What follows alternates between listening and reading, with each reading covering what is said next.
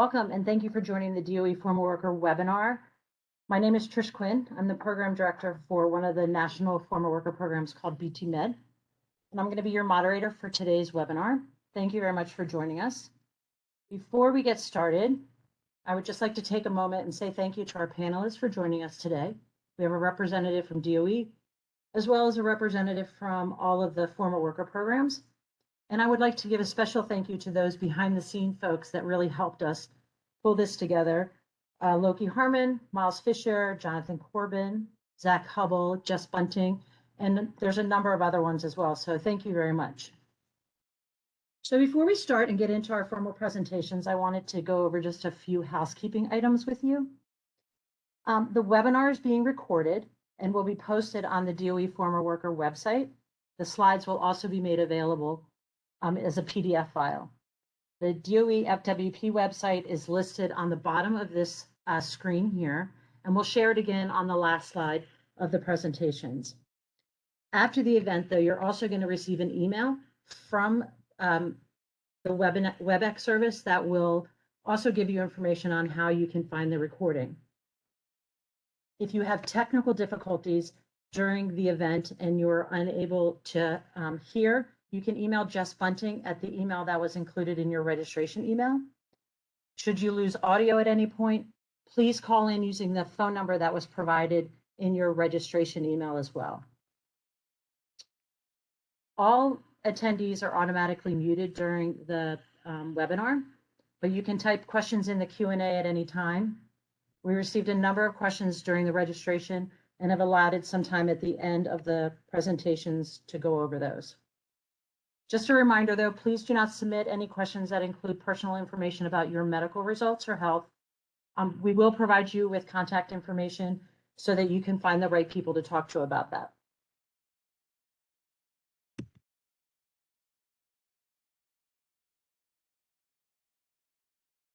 In today's webinar, you will hear an overview of the DOE Former Worker Program, why it's important to the DOE workers, why it's important to DOE, and an introduction to the 4 site-specific and 2 national former worker programs.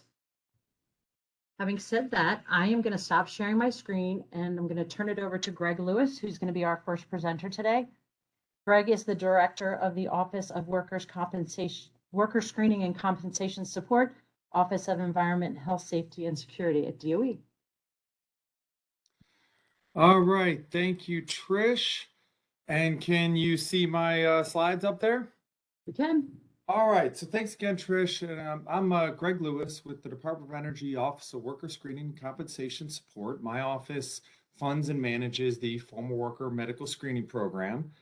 And I'm here to give you an overview of the program. But before I do that, I'm going to talk a little bit about the history of DOE to give you some perspective on who the workers are that we serve. So the DOE, the Department of Energy's origins trace all the way back to a letter written in 1939 by Albert Einstein, Leo Szilard, and a few other notable scientists at the time, alerting President Franklin Roosevelt that they felt Nazi Germany could be pursuing an atomic weapon and they felt like the United States should do the same. So eventually, President Roosevelt did establish the Manhattan Engineer District and the Manhattan Project starting in 1942, culminating in 1945 with the Trinity test in the White Sands Missile Range outside of Alamogordo, New Mexico. So the Department of Energy, or the Atomic Energy Commission as it was known for much of its history, the origins were purely weapons related. However, over the years, the mission grew to be much bigger than just weapons. And in fact, DOE, over its history, has had an extremely broad mission. We've had production facilities for weapons, producing feedstock, making parts, performing assembly and maintenance. We have nuclear weapons research labs. We have nuclear weapons testing facilities. But on the non-nuclear weapons side, we've also done quite a bit of nuclear energy research. We have facilities exclusively devoted to cleanup and closure. We have pure science labs, accelerator facilities. We have other clean energy research facilities. We have the strategic petroleum reserves, the power administrations, et cetera. So over its history, DOE has grown to have an extremely broad mission. And with that extremely broad mission, we require a wide variety of workers with different skill sets. So we have workers that look like this. You've got your white lab coat, PhD, hard science workers who are working in a very clean looking lab devoted to science. But you also have industrial facilities devoted to the production of nuclear weapons materials or power. And these are more typical of your standard industrial type place with smokestacks and, physical plants and things like machine shops and fabrication and assembly, maintenance, nuclear operations. And then you've got your support staff like guards, and administrative staff, things like that. So these huge production facilities are more typical of factories at their time during the 50s, 70s, 90s, et cetera. And in addition to the production facilities, you've got your weapons testing. So you've got miners and drillers. This is from the Rio Blanco nuclear test, which I believe was in Rifle, Colorado. But there was also drilling and mining operations at the Nevada test site and the Pacific Proving Ground, and at another number of other testing facilities all across the country. Then, of course, you've got your construction. This is a picture from the construction of the Hanford site, and this is way back in this would have been the late 40s or early 50s. But there is and continues to be significant amount of construction going on in and around all of the DOE facilities across the country. And these projects are huge. Going back, again, the construction of the K-25 facility in Oak Ridge, Tennessee, involved 25,000 construction workers alone. And at the time of construction, it was the biggest building in the world, not just the United States, and was over a mile long. So, historically, DOE has had huge construction projects, but also many smaller projects, putting up a smaller building, an outbuilding, a new facility, a new mission. The DOE mission has been ever changing, and construction has had to keep up with that over the 80-year history of DOE. And then finally, we've got the cleanup mission. This is a picture from the Hanford tank farms in Washington State. Cleanup from these various hazards presents its own unique challenges. With operations, you're very aware of what you're trying to do and what you're using to accomplish that mission.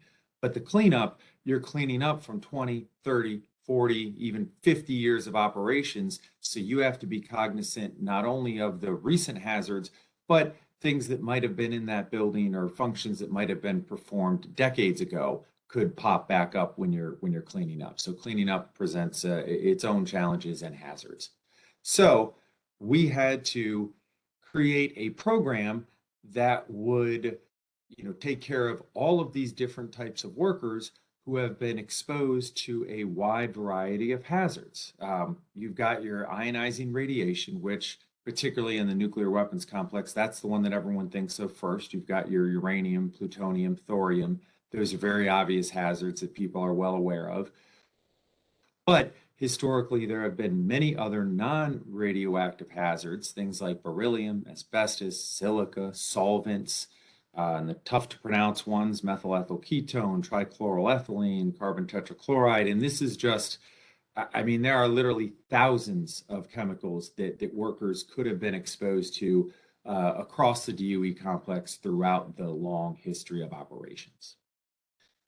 And in addition to the variety of facilities, workers, and hazards, the DOE is also geographically vast. So we have facilities, and you're not going to be able to read this, I'm sure, but this is just some of the different DOE facilities. And as you can see, we're located in about half of the 50 states and in all four corners of the country. So it's geographically vast as well. So that brings me to the formal work program. And we had to create a program that was going to screen all of these workers and in all of these locations, which was a big challenge. Congress called for the formal worker program in 1993. and they asked DOE to establish a program for the identification and ongoing evaluation of DOE employees who were subject to hazards during their employment at DOE. The first programs were initiated in 1996, and now the former worker program serves all former workers from all DOE sites in locations close to the residence. So we come to you. So the former worker program mission is to identify and notify former workers that they're eligible for this program, which is what we're doing here today. We offer and conduct the medical screenings, which hopefully lead to early identification and treatment. We provide information and assistance about medical follow-up and compensation. We do not provide ongoing medical care or treatment, but we will do what we can to provide referrals or assist people to make sure that they get to the right place, to get treatment. And then, of course, if they're potentially eligible for compensation, we can help them with the Department of Labor program to some extent. And then the final element of our program is to, when possible, use our findings to help strengthen current worker health and safety programs at DOE sites. So we believe there's about 1 million former workers potentially eligible for the program. There's no exact manifest of everyone who's ever set foot on DOE sites. And, there are many. It's sort of challenging even to identify the workers because the majority of the workers are contractor and subcontractor workers, not federal employees. Although federal employees are eligible for the program, the bulk of the actual work was done by contractors and subcontractors. And then many of these workers were not career employees. Certainly, some were, but many of them were subcontractors or subcontractors of subcontractors, consultants in for a project-based activity. You've got your construction and trades workers, your guards, maintenance, and other support staff. These folks, some of them have been on and off the site many times throughout the years, particularly construction workers. So it is somewhat difficult, particularly historically, to identify all of the people that conducted work on a DOE site. So, but once we've identified the workers, we provide two types of screenings. One, we have our conventional medical screening. And pretty much anyone who goes through the program is going to get your initial conventional medical screening exam. And I'll talk a little bit about the components of that in a minute.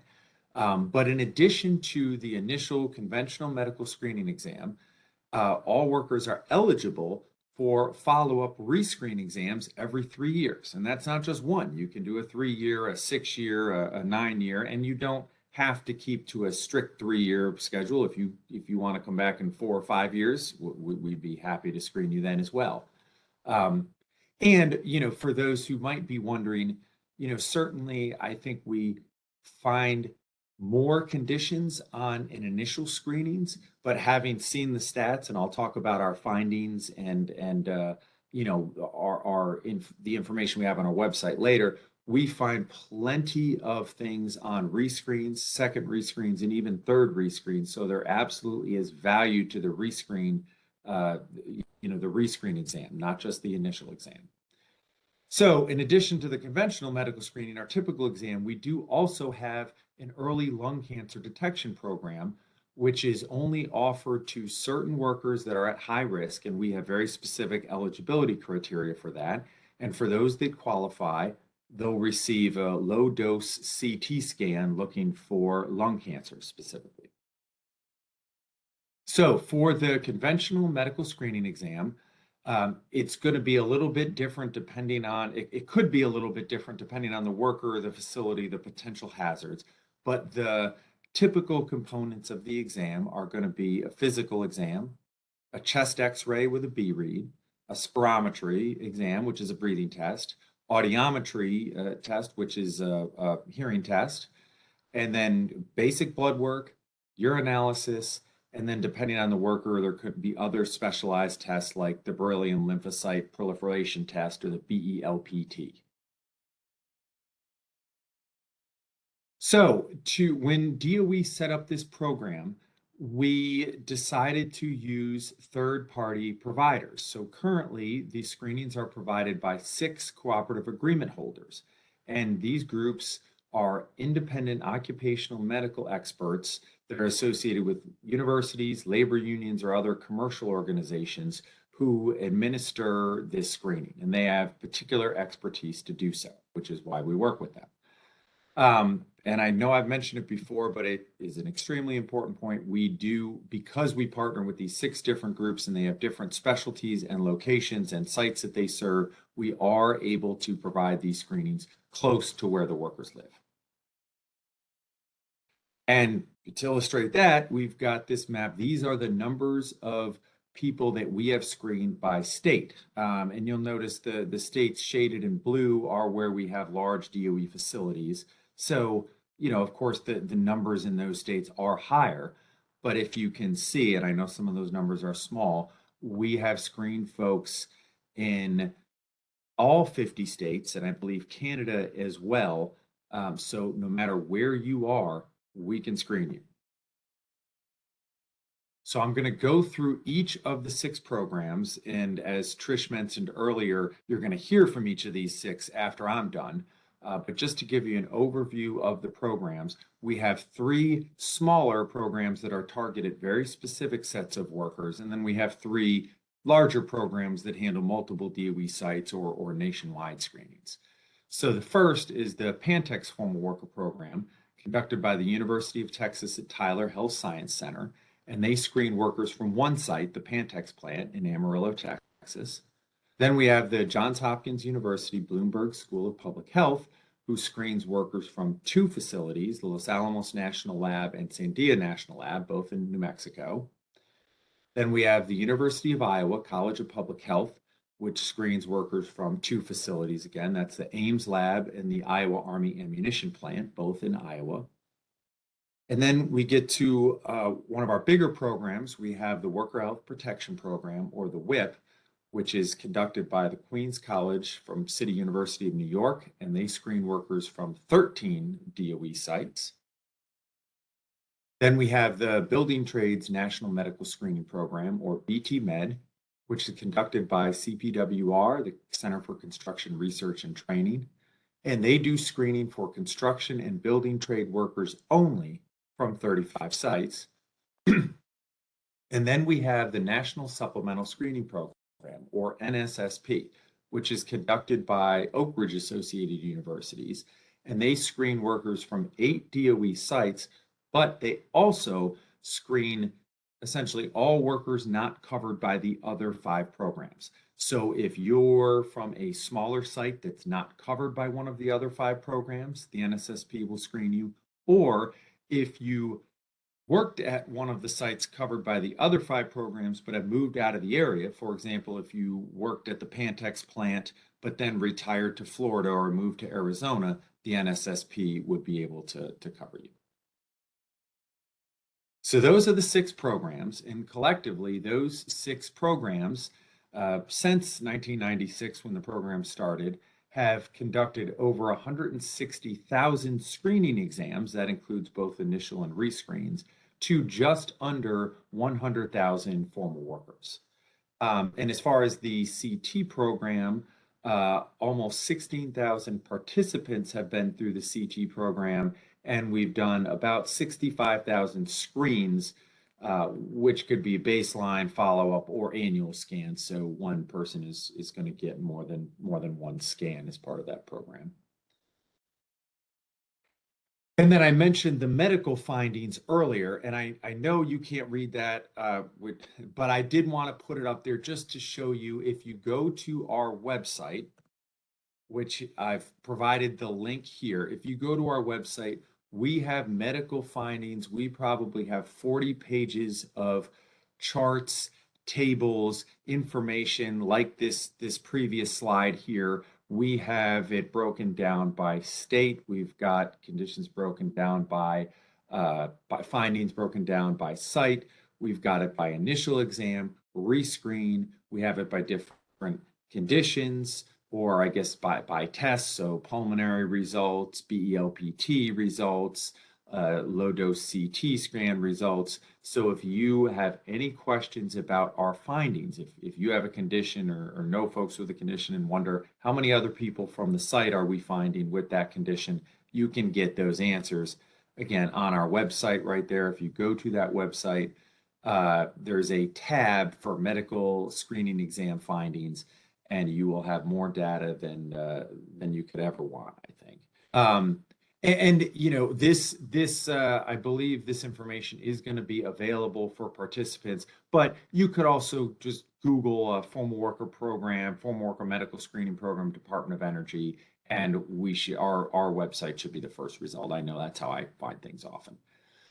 So before I turn it back over to Trish, I do just want to say, you know, for some of you out there, you know, we cast a wide net for this session. So I know some of you have probably already participated in the program. And if you are not sure if you're eligible for your 3-year, or if you know you're eligible, but haven't, you know, it's been 4, 5, 6 years or even longer, I would encourage you to reach out to the program that screened you. You know, even if you have no idea when you're eligible, they'll let you know. If you are eligible, they'll get you on the list, they'll get you scheduled.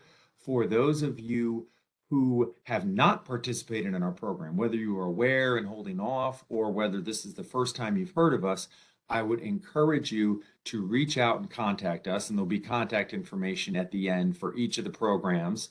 But you know, this is a screening program. So the best time to sign up is when you feel great. I mean, certainly if you have specific concerns, if you have a cough, if you have worries, obviously we would screen you as well. But just because you think you're in perfect health, that is the perfect time to come give us a call, because the whole goal of our screening program is to find conditions before you know you have the condition. You know, early identification.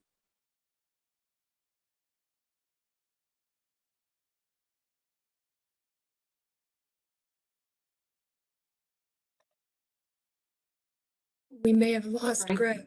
Yeah, Greg, did we lose you? Yeah, we may have lost him. But I think he was about ready to wrap up. So let's just move forward. I need to share my screen. Hopefully Greg will be able to jump back in with us.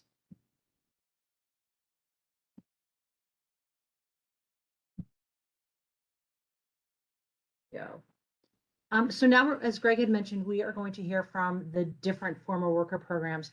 So first up, you're going to hear from Nickie Warren, who is the program manager for the Pantex Former Worker Medical Surveillance Program. Nickie, you're up. Thank you. Afternoon, everyone. My name is Nickie Warren. I have worked with the Pantex program for over 12 years.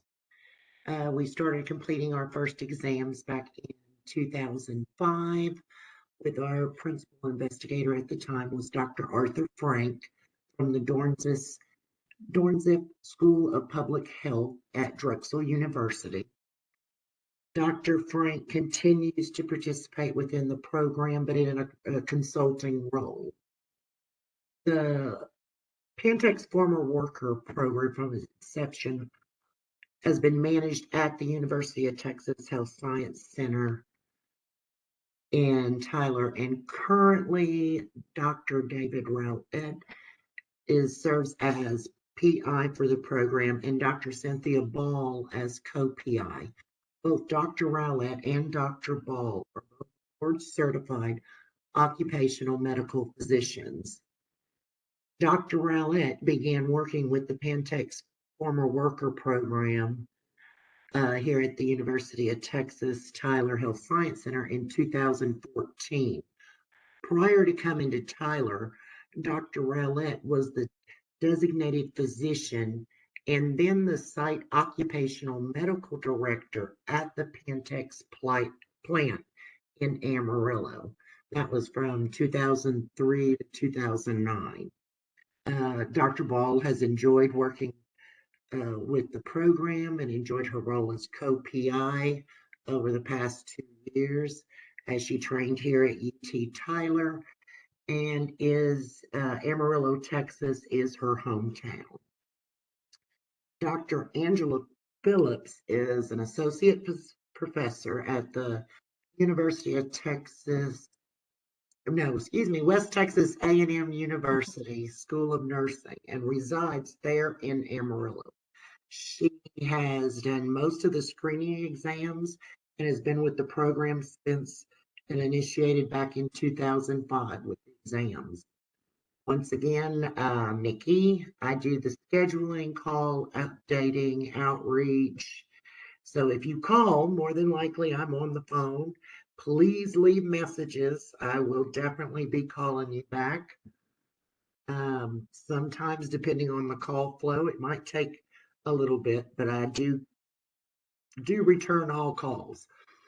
Currently, we are presently working through the process to secure a new host clinic there in Amarillo and other areas outside of Amarillo. The Pantex Former Worker Program offers former worker plant employees and contract workers who have worked on the site the opportunity to obtain an independent assessment of their health in relation to their workplace exposures by healthcare providers experienced in occupational medicine. Our initial screenings are performed in Amarillo, include the physical chest x-ray with the ILB reads, spirometry, blood test, and urinalysis.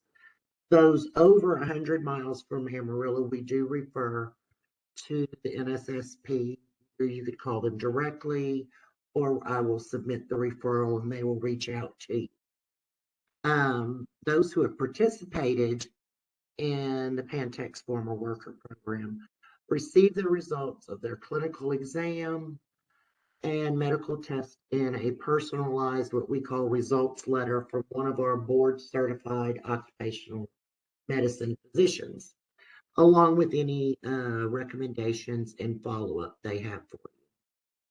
Within the group of participants that we have screened, most frequent findings have been work-related lung disease, including interstitial lung disease, nodules, lesions, and obstructive airway disease.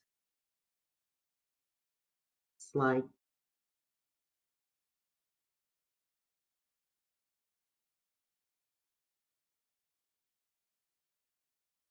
Slide. Oh, sorry. Sorry. Please give us a call if you want to enroll, check on your status. You can call me at the local number or the toll-free number. I now have an email address that'll be provided, the Pantex Former Workers at uthct.edu. I look forward to hearing from you, and please give us a call. Thank you. Thank you, Nickie. And just as a reminder, all of this contact information is going to be shared again at the end of the presentation. So next, we're going to hear from the Johns Hopkins Former Worker Program for Los Alamos and Sandia Labs. Dr. Aisha Rivera is going to present that. Hi, everybody. Thank you, Trish, for that introduction. So I'm Aisha Rivera Margarin. I am with the Johns Hopkins Former Workers Program for Los Alamos and Sandia National Laboratories. We are managed, right, by the Johns Hopkins School of Public Health, and we partner with the University of New Mexico. Our program has been around for many years, and there is an important person that's not illustrated in this slide, Dr. Maureen Carteret, who retired earlier this year and passed the torch on to me. So I am relatively new to the program, and I work with Dr. Brian Schwartz, who's the co-principal investigator, and he's been with the program since it started. I am trained in occupational medicine and preventive medicine and board certified in both.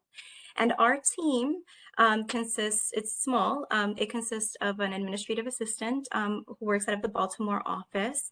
And then we have an on-site office in Espanola, New Mexico, with 2 individuals who have been with the program for many years.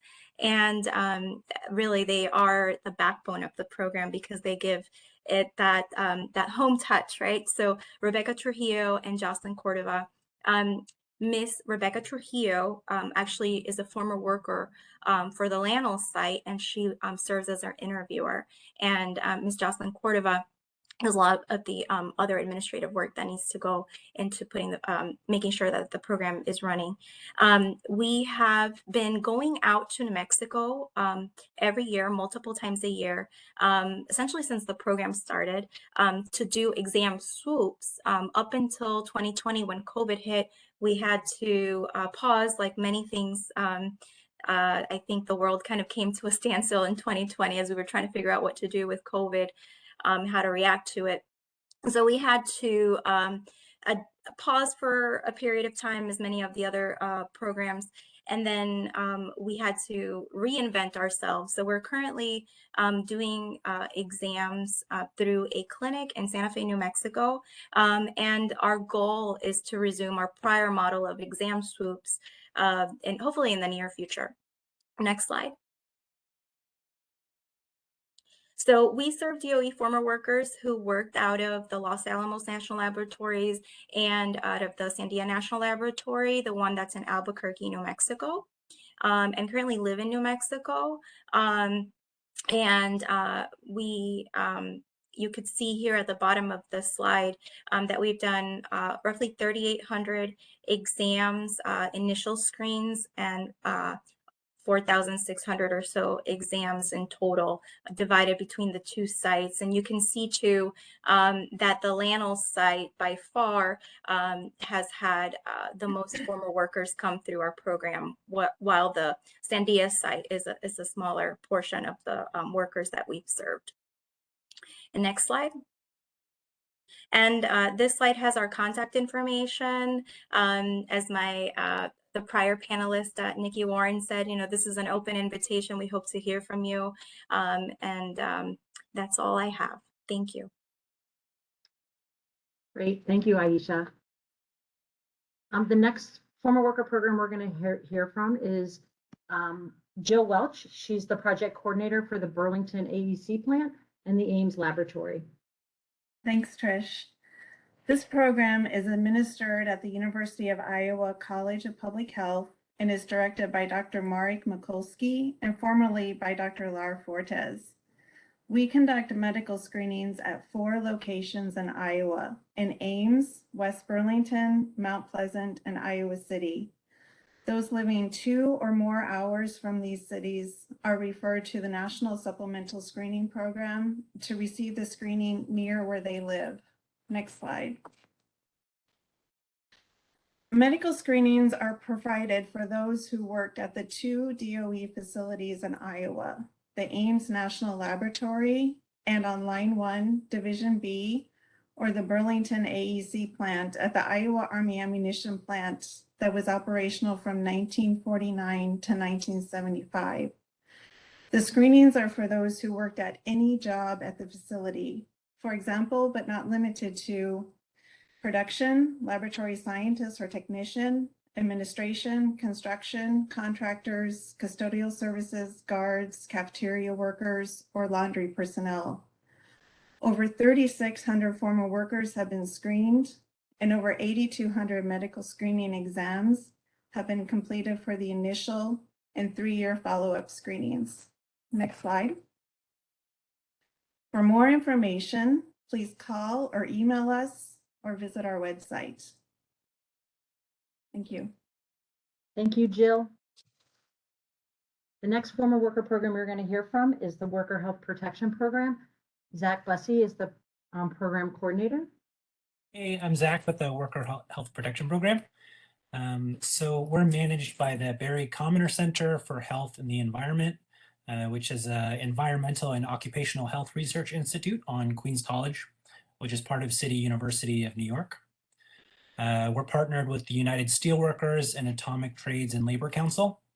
We have a lot more clinics than this, but the main ones we work with are NetGain in Oak Ridge, Machen Family Medicine in Idaho, UNLV School of Medicine in Las Vegas.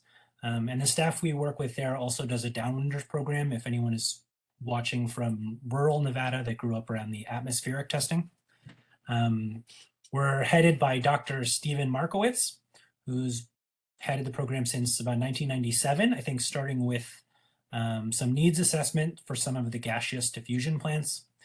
In addition to being the PI and project director for us, he's a chair of the Department of Labor's Advisory Board on Toxic Substances in Worker Health.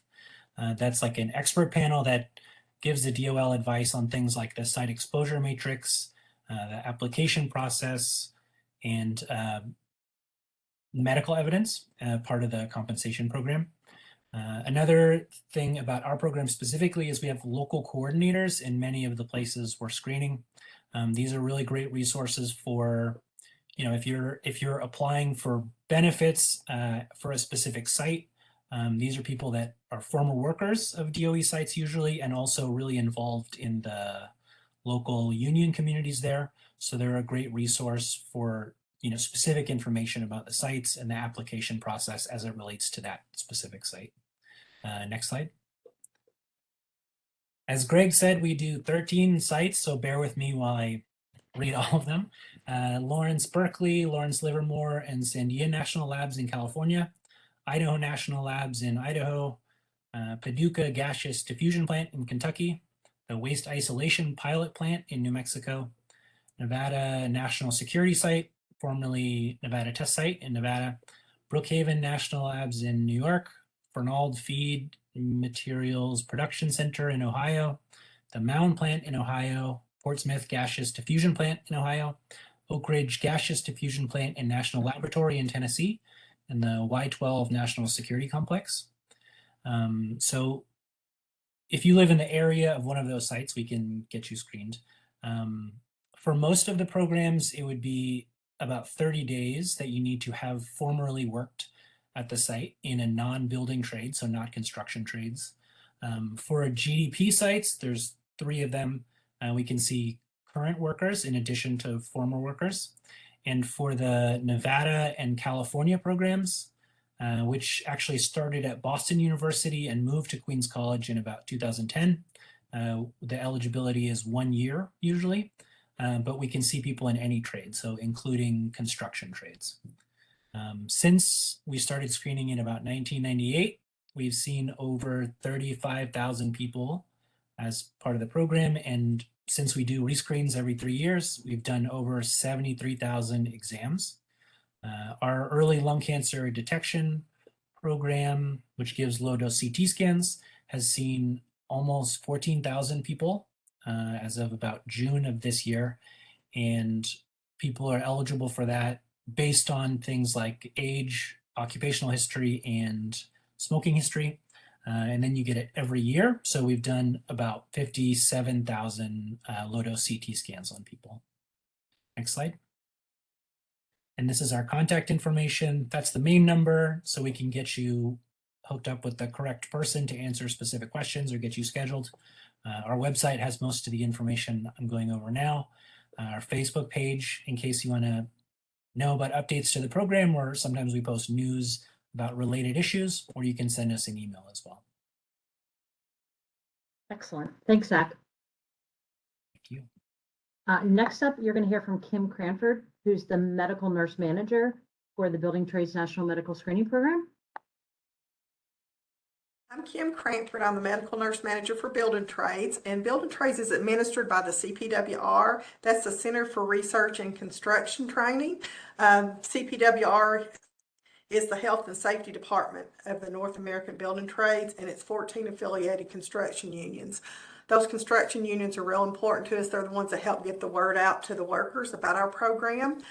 BT Med does partner with several partners. We've got the University of Maryland Medical Center for our medical director services. We've got Duke University for our data and analysis and research. Zenith American Solutions for our management and operations.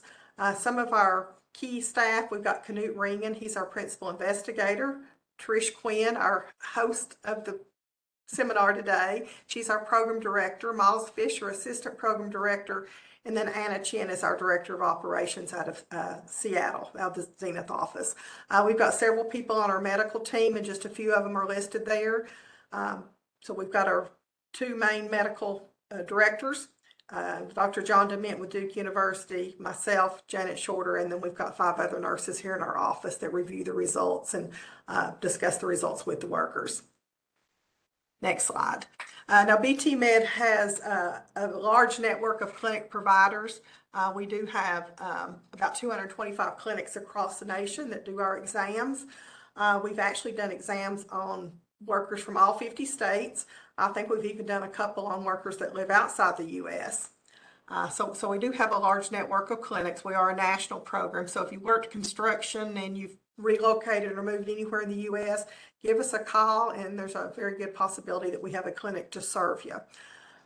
Now, BT Med covers the former construction workers from 35 DOE sites. Our workers come from the building and construction trades. For example, we handle the workers that come out of the carpenters, pipe fitters, electricians, laborers, heavy equipment operators, insulators, roofers, just various number of crafts out there doing various jobs.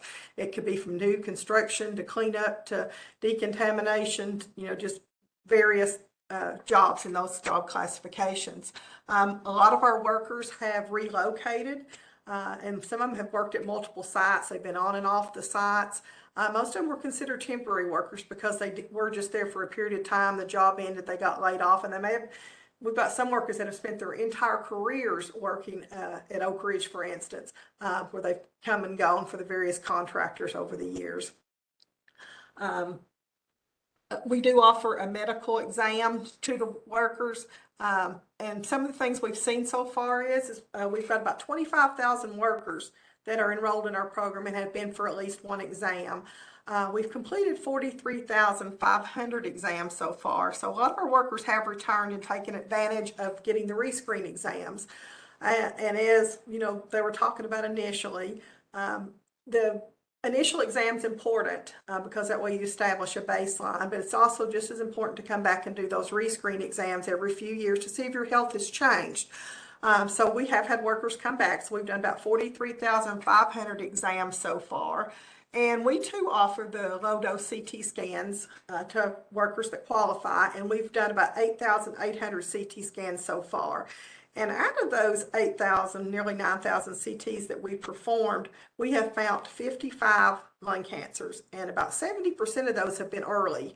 And that's our goal, is to find these diseases early, because finding a lung cancer early gives the best chance for survival and good outcome. Of course, we found many other conditions. We've detected things that would not have otherwise been known, whether it's in the traditional medical exam or in the CT screening. There's been many conditions that workers would have not otherwise known about. And our workers tell us that the exam that they got with our program is one of the best exams they've had, that it's better than the physical that they get with their own doctor. They learn more about their health. And of course, we encourage them to share a copy of the results with their doctor. So that's of value too. And a lot of times, some of the testing doesn't have to be repeated. If they've recently had lab or x-ray with us, they can share those findings with their doctor. So that can be a savings to the worker as well as to their union health plans. Next slide, Trish. So we go by BT Med, and we do have a website, www.btmed.org, and I invite you all to visit that site. It's got lots of information on there. It's got a little banner that scrolls across that gives you information about some of the toxins and exposures that you may have been exposed to. We've got a toll-free number listed, 1-800-866-9663. You're welcome to give us a call. You can visit us online at www.btmed.org. You can email us, btmed@btmed.org, or visit us on Facebook. If you work construction or you have coworkers, friends, family that work, get the word out and send them in. Free medical service. Thank you. Thank you, Kim. The final program we're going to hear today is the National Supplemental Screening Program. Wendy Bonani is the program coordinator for that program. Wendy? Thank you, Trish. The NSSP provides medical screening examinations on a nationwide basis, and the NSSP is managed by Oak Ridge Associated Universities. ORU provides the infrastructure that supports the NSSP team and has primary responsibility for the management of the program. To form the NSSP, ORU assembled expertise in medical program administration, occupational medicine, epidemiology, cybersecurity, data management, and quality control. The NSSP was initially funded in 2005, and the first medical screening exams took place in October of that year. Our 5 core partner organizations have remained with the project since that time. Our partners include the University of Colorado, Center for Health, Work, and Environment, National Jewish Health, Comprehensive Health Services, which was acquired by Acuity International in 2021, and Cordy. Our screening clinics are provided by Acuity International's nationwide network of clinics, of which we've used over 2,500 in all of 50 states to date. We also utilize the Occupational Health Clinic at National Jewish Health for those who live close enough to their facility in Denver, Colorado. A few of our key staff members are Dr. Jamie Stopper, as a Senior Director, Co-PI and Physician from ORAU, Dr. Lee Newman, a Co-PI physician, and physician from the University of Colorado, also listed as myself as the NSSP manager from ORAU. All of the former worker programs today have been sharing with you how to decide which former worker program you should participate in. And it really comes down to 3 questions. Which site did you work at? Where do you currently live? And what type of work did you do for the DOE facility when you were there? So the NSSP serves DOE former workers who worked in a number of different categories. The first one I'll describe to you are what we refer to as our primary sites. We serve workers from one of these primary sites, regardless of where you're currently living. Those are workers from Argonne National Lab in Illinois, the Fermi National Lab, the Hanford facility, the Kansas City plant, the Pinellas plant, Princeton Plasma Physics Lab, Rocky Flats, and the Savannah Riverside facility. So if you worked at one of these sites and you worked in production, operations, administration, or any non-construction role at those sites, you would be screened by the National Supplemental Screening Program. The NSSP also offers medical screening to workers who currently live outside of a screening area from from any of the DOE sites assigned to the other former worker programs that you have heard from today. I think that's probably pretty clear based on the descriptions you've had so far. And then there's an additional category of workers that can participate in the National Supplemental Screening Program. And those are workers who worked at a facility that hasn't been assigned to a primary former worker program since 2005. We refer to those as smaller facilities. Some examples of those are Mallinckrodt Weldon Springs, Ashtabula, Battelle Labs, Brush Lucky, Nettle. The NSSP has screened workers from about 34 different smaller sites since we started testing individuals in 2005. Next slide, please. So what have we done since we started our program in 2005 through September of 2022? We have enrolled and screened 20,076 participants in our program. We've performed 27,486 exams, which includes 7,410 of those 3-year rescreening exams, which have been for 5,356 of our former workers in our program. We have screened former workers living in all 50 states, as I mentioned. And in addition to our 8 primary sites, the NSSP has screened former workers from 73 other DOE facilities, which includes the referrals from the other former worker programs in 34 of the smaller sites, representing a total of 81 different DOE sites. That's all I have. Thank you, Trish. Oh, I'm sorry. Also, how do you get a hold of us? As the others have mentioned, we have a toll-free number. We also have a website, and you can email our program at nssp@oru.org.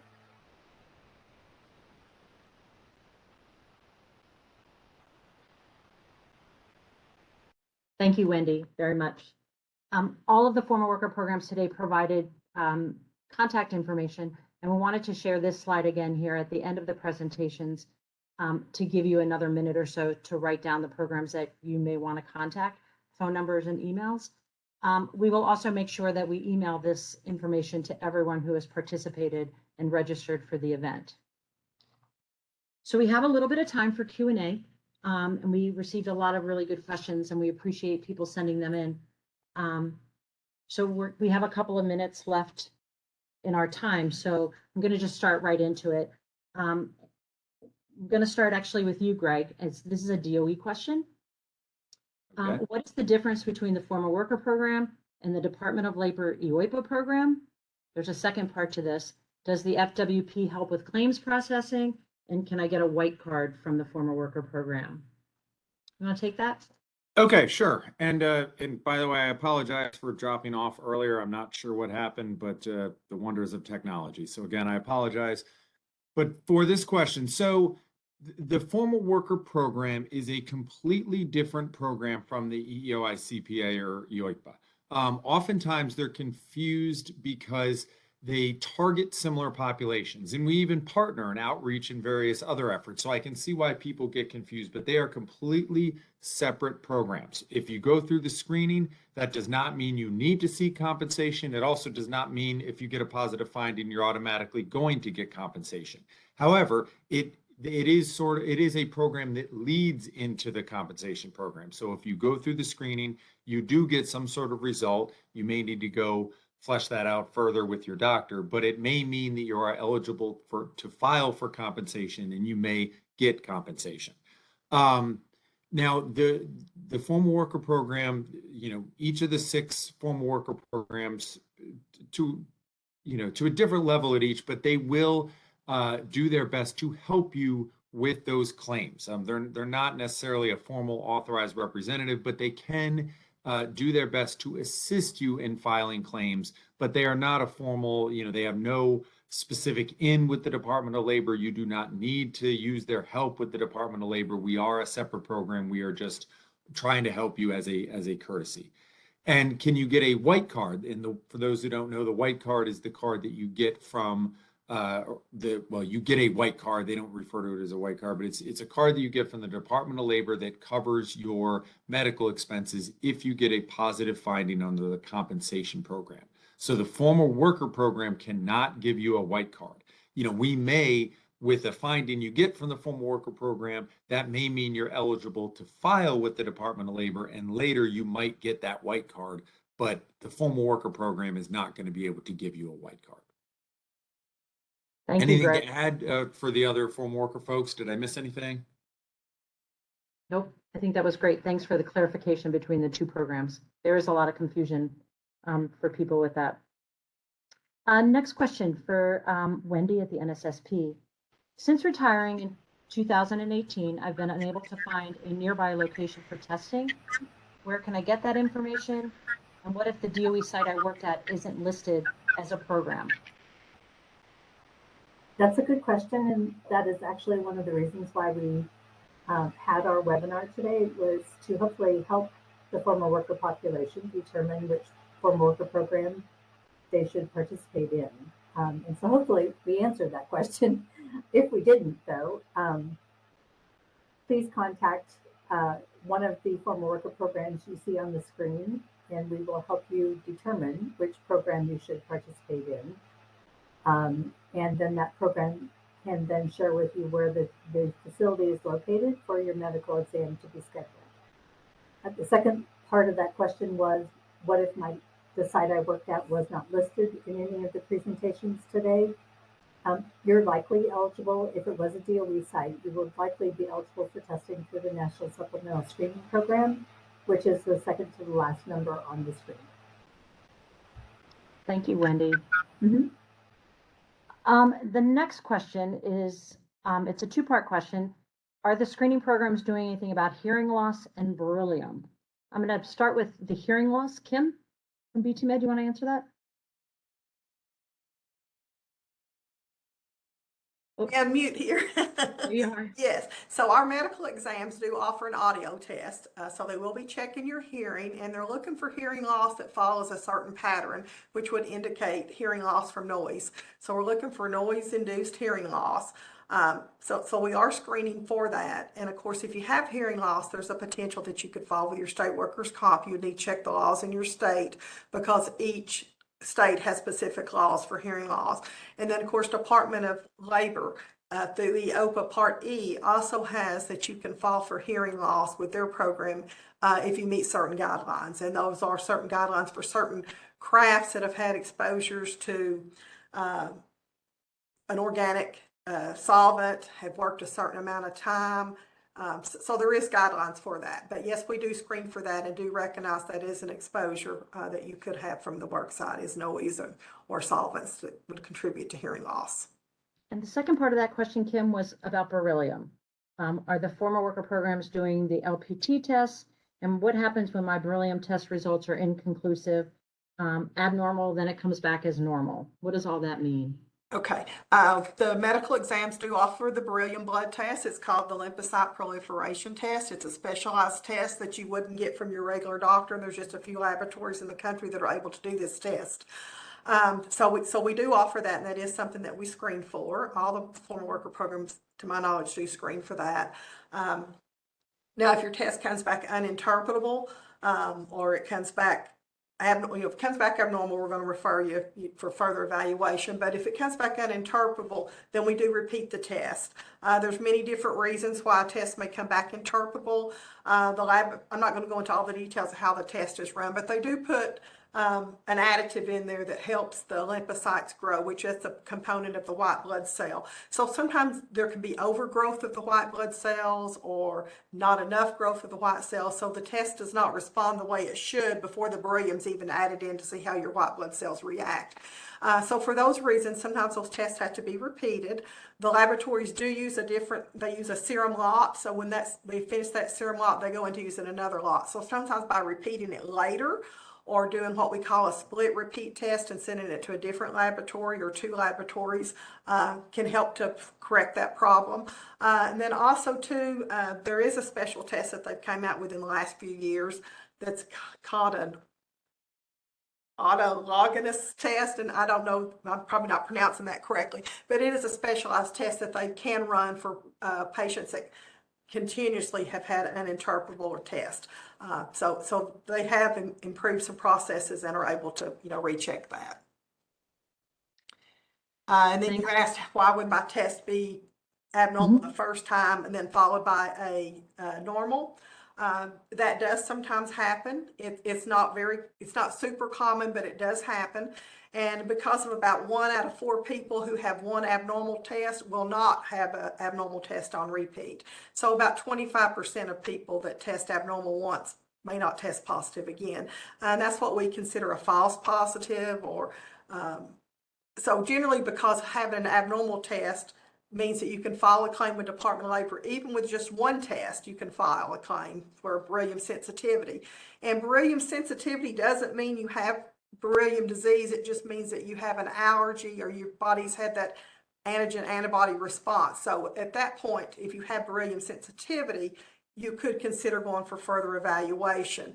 And because further evaluation includes having other tests like possibly a CT scan or a biopsy or a PET scan, or I'm not PET scan, but a alveolar lavage where they go in and take a specimen from the lungs. We don't want to just refer everybody for that test. So they like to confirm that abnormal test with a second abnormal test. So that's why we recommend 2 tests. 2 tests are not required for you to file a claim, though. You can file with just one. So that's important to know. And I don't think they really know exactly why some people will have a normal after having a positive. But like I say, go ahead and file the claim with one. If you have any symptoms of lung disease that you have a concern about, then your doctor may decide that you need to go for further evaluation. Thanks, Kim. Thank you. A couple more questions. We're coming up on the hour, but I think we can squeeze a few more in. Many people ask this: what is a B reader? Why does my X-ray go to a B reader? Nickie, would you be able to answer that one? Yes, thank you. B readers are specially trained radiologists that are credentialed by NIOSH, which is the National Institute of Occupational Safety and Health, and to systematically describe and classify the findings of pneumoconiosis on chest films. The diseases are also called dust diseases, as they typically result from the inhalation of dust like asbestos and silica.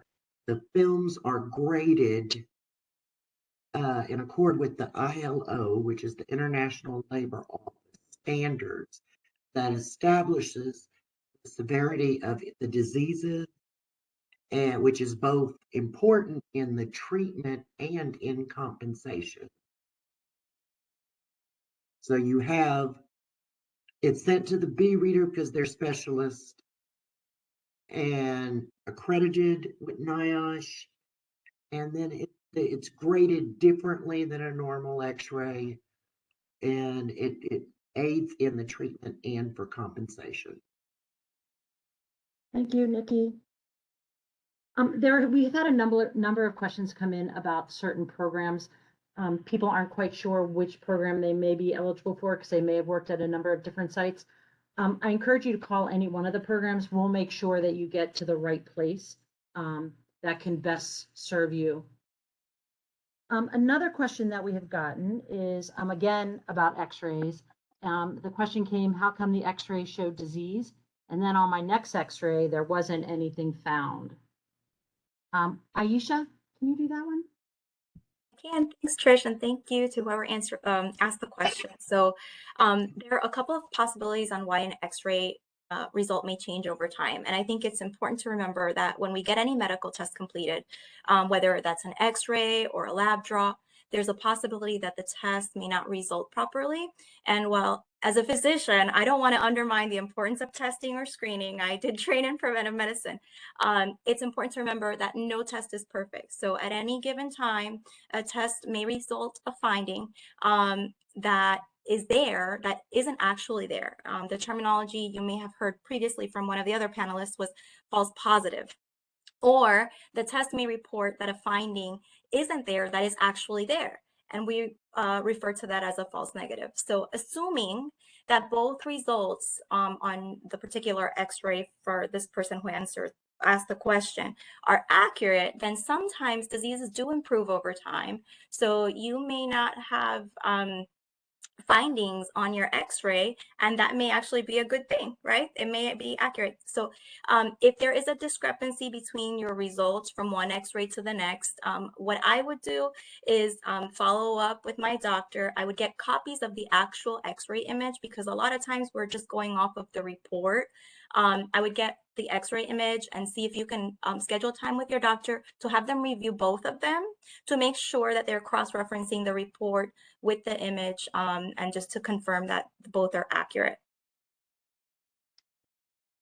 Excellent, thank you for that. I think we have time for two more here, and there's been a number of questions asked in the chat that we've responded to as well. How do the former worker programs interact with home healthcare organizations? Zach from WIP, you want to take that? Sure. So none of the former worker programs have any official relationship with the home healthcare agencies. I think my personal experience is that they do tell a lot of people about these programs. They refer people to us that we do screen.